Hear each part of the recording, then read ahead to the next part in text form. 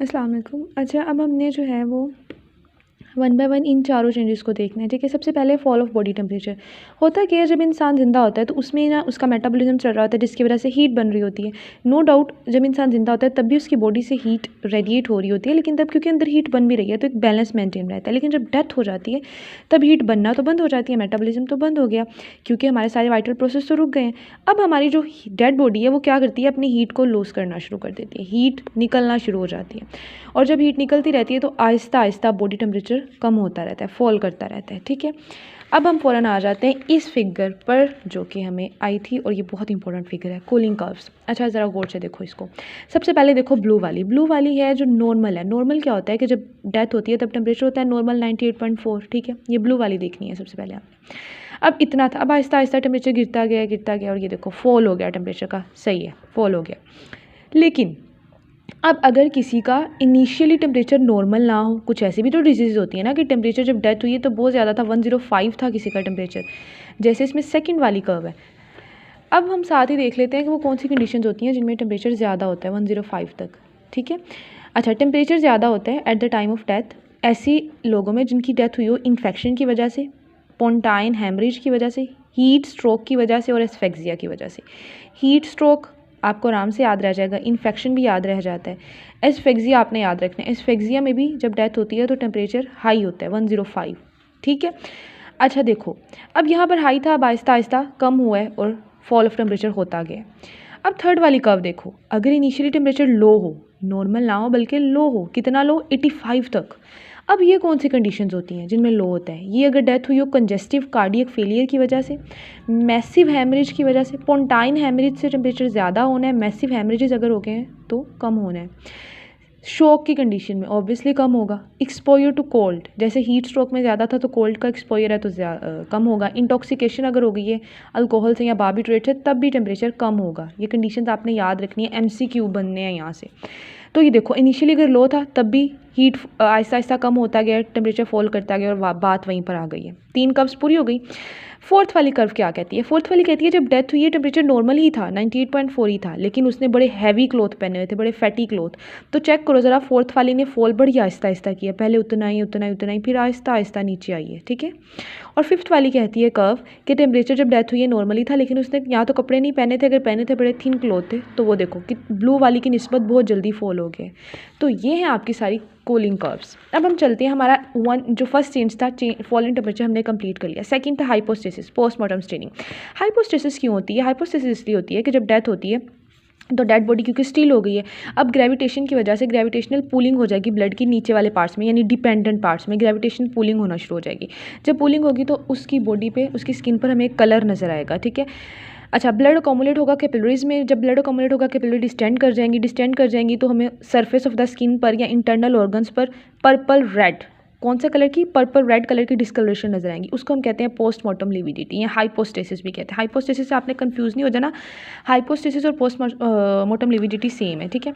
अच्छा, उसके बाद हमारे पास आ जाता है कि ये जो है वो 20 to 30 मिनट्स में अपेयर हो जाता है डेथ के बाद, लेकिन 2 आवर्स तक डिले भी हो सकता है, लेकिन 20 to 30 मिनट्स आपने याद रखने, MCQ बन सकता है, ठीक है। आगे अगर हम चलें तो हमारे पास आ जाता है कि 6 to 12 आवर्स इसको लगते हैं, फिर ये सारे पैचेस आपस में यूनाइट करते हैं और एक यूनिफॉर्म डिस्कलरेशन बन जाती है। 20 to 30 मिनट्स में ये अपेयर होना स्टार्ट हो जाता है, 6 to 12 आवर में आपस में मिल जाते हैं और कंप्लीट एरिया बना देते हैं। उसके बाद यहाँ पर एक बहुत इंपॉर्टेंट पॉइंट है कि अगर किसी जगह पर प्रेशर हो, किसी ने कुछ ऐसी प्रेशर हो जिस जगह पर, वहाँ पर क्योंकि पूलिंग नहीं होती, वहाँ पर कैपिलरी फिल नहीं होती, तो वहाँ पर फिर पोस्टमार्टम स्टेनिंग हमें नज़र नहीं आती, ठीक है। अच्छा, उसके बाद क्या होना है, 2 to 3 डेज़ में जो रेड ब्लड सेल है वो डिसइंटीग्रेट होना शुरू हो जाता है। जो पुलिंग हुई थी ना ब्लड की, वहाँ पर रेड ब्लड सेल डिसइंटीग्रेट होना शुरू हो गए।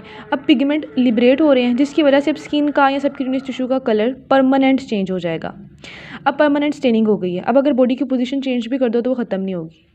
इसको कहते हैं फिक्सेशन, पोस्टमार्टम स्टेनिंग की फिक्सेशन हो गई। कितनी देर में होती है, 2 to 3 डेज़ में। याद रखनी है ये सारी, पहले 20 to 30 मिनट्स, फिर मैंने बताया 6 to 12 आवर्स, फिर 2 to 3 डेज़, ठीक है। अच्छा, उसके बाद है कि अगर एस्फेक्सिया हो, एस्फेक्सिया की वजह से डेथ हुई हो, तो पोस्टमार्टम स्टेनिंग में साइनोटिक टिंज हमें नज़र आता है कलर में।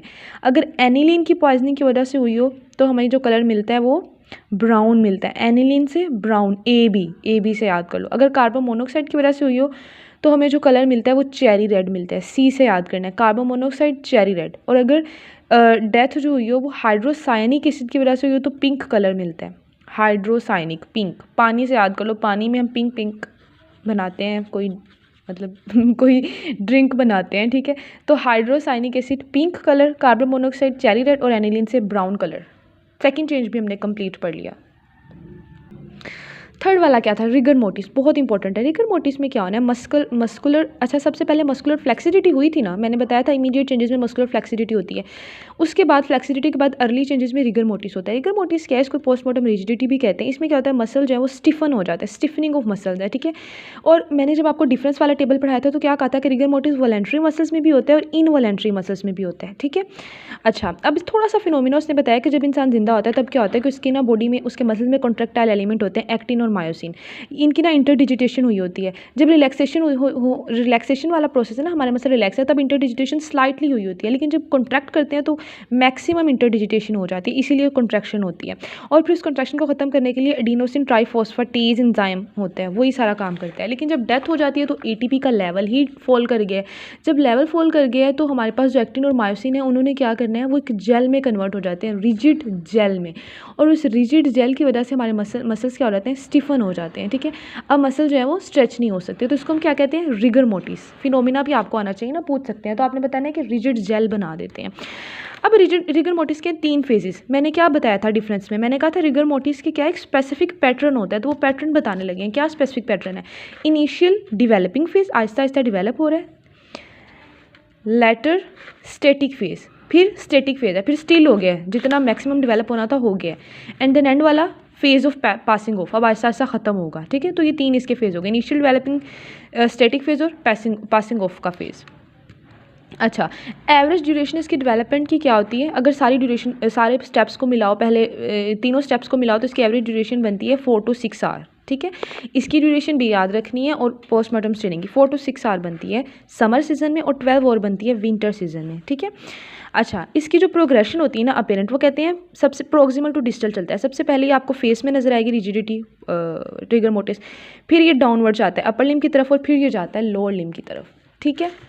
अच्छा, यहाँ पर उसने एक बात बताई है कि रिगर मोटिस को कोल्ड स्टिफनिंग या हीट स्टिफनिंग से मिक्स नहीं करना, ठीक है। कोल्ड स्टिफनिंग जो होती है वो हमारे पास होती है जैसे रैपिड फ्रीजिंग अगर कर दी जाए डेड बॉडी की मॉर्चरी फ्रीजर में, और हीट स्टिफनिंग होती है अगर टेम्परेचर 149 से अबव चला जाए सराउंडिंग का, ठीक है, तो मसल प्रोटीन कोएगुलेटेड हो जाती हैं और मसल प्रोटीन की कोएगुलेशन की वजह से रिजिडिटी हो जाती है। तो रिगर मोटिस अलग फिनोमिना है, हीट स्टिफनिंग कोल्ड स्टिफनिंग अलग है। कैटाबोलिक स्पैज़म क्या है, कैटाबोलिक स्पैज़म होता है मोस्ट इंपॉर्टेंट हमारे पास एंटी मोर्टम फिनोमिना है, पोस्टमार्टम फिनोमिना नहीं है। डिफरेंस में बताया था, रिगर मोटिस एक पोस्टमार्टम फिनोमिना है, कैटाबोलिक स्पैज़म एक एंटीमोर्टम फिनोमिना। इसमें क्या होता है, मसल्स की स्टिफनिंग होती है, स्ट्रॉन्ग स्टिफनेस होती है, लेकिन सारे मसल्स की नहीं होती, सिर्फ स्पेसिफिक ग्रुप ऑफ मसल्स की होती है, ठीक है। उन मसल्स की जो मूवमेंट ऑफ डेथ के टाइम, मतलब जो डेथ के टाइम पर एक्शन में थे, काम कर रहे थे, वो टेंस हो जाते हैं, स्टिफन हो जाते हैं, ठीक है। तो कैटाबोलिक स्पैज़म का बाकी डिटेल यहाँ पर लिखी हुई है, मैंने बता दी है कि इसका कोई ख़ास जो होता है वो पैटर्न नहीं होता, इसको बहुत मुश्किल से ब्रेक किया जाता है और सिर्फ वॉलेंट्री मसल्स में होता है। बाकी सारे पॉइंट्स आप यहाँ से देखोगे। अब हमने अर्ली चेंजेस जो 4 थे वो कंप्लीट कर लिए। हाँ, एक रह गया है आई चेंजेस वाला, वो मैं आपको बाद में करवाती हूँ, थोड़ा सा मुश्किल है वो, ट्रिकी है थोड़ा सा, वो भी मैं बाद में करवाती हूँ। अच्छा, लेट चेंजेस की तरफ अब आ जाओ। इमीडिएट भी कर लिए, अर्ली भी कर लिए, अब लेट करने हैं, अब लेट करनी है, फिर वेरी लेट करने हैं। लेट में आती है डीकम्पोजिशन, जिसको हम कहते हैं पुट्रीफिकेशन। लेट फिजिकल चेंज क्या है, पुट्रीफिकेशन, बॉडी पुट्रीफाई करेगी। अच्छा जी, it is rotting of soft tissue of the dead body including internal organ and the last change. हमारे पास पुट्रीफिकेशन में क्या होना है, सबसे पहले तो सॉफ्ट टिश्यूज़ की रोटिंग होनी है, सॉफ्ट टिश्यू की डिकम्पोजिशन होनी है, उसके बाद अंदर वाले जो इंटरनल ऑर्गन्स हैं उनकी डिकम्पोजिशन होनी है, ठीक है। अच्छा, जो पुट्रीफिकेशन का रेट है वो वेरी करता है, टेम्परेचर पे डिपेंड करता है, वाटर पे, बैक्टीरियल कंटेंट पे डिपेंड करता है। कैस्पर डिक्टम क्या है, Casper dictum state that the process of decomposition in air is twice as rapid as in water. मैंने कहा था वाटर से और सराउंडिंग कंडीशन से इस पर इफेक्ट पड़ता है, तो वाटर में पुट्रीफिकेशन का रेट क्या हो रहा था, ट्वाइस, सॉरी एयर में पुट्रीफिकेशन का रेट क्या हो जाता है, twice as compare to water, और सॉइल की निस्बत 8 टाइम रैपिड हो जाता है, ठीक है। मतलब एयर में पुट्रीफिकेशन बहुत जल्दी होती है, वाटर से ट्वाइस टाइम रैपिडली और सॉइल से 8 टाइम रैपिडली, ठीक है। ये कैस्पर डिक्टम है। अच्छा, all the soft tissue of the body eventually, और जितने भी सॉफ्ट टिश्यू है ना, जब उनकी डिकम्पोजिशन रोटिंग हो जानी, उन सब ने कन्वर्ट हो जाना है फ्लूइड्स में और गैसेस में।